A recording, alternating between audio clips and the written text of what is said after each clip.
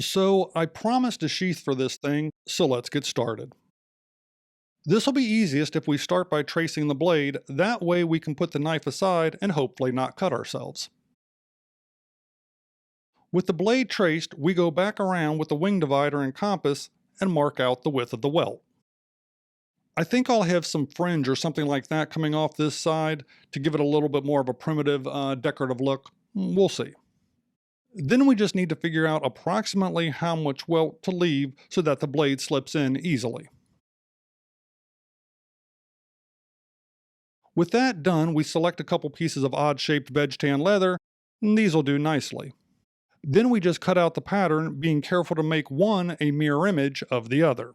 Once that's done, we trim the pattern to create the welt. That's our pattern for that, and we'll just use a couple of scrap pieces of leather for the welt. With the welt cut out, everything gets lined up. I use two-sided tape to hold everything in place and make punching the stitch line much easier. Everything is temporarily held in place, and I get the stitch line punched in. I've cleaned it up a little bit and I've knocked the stitch line in. Let's put this thing together. Before I stitch it together, I line up where I want this piece of fringe to come off and I lock it into place. The sheath is sewn together and the fringe panel is locked in. I carefully cut the strips for the fringe, trimmed up the profile of the sheath, and made the closure strap. We're ready to go under dye. Everything is under dye and that blue suede is now a nice dark brown. I'm ready to attach the strap. The strap is riveted to the back and I'm using a John Brown post button closure on the front. So far, it's looking pretty good. It's all waxed up and the edges are finished and the blade fits in perfectly. Let's head outside.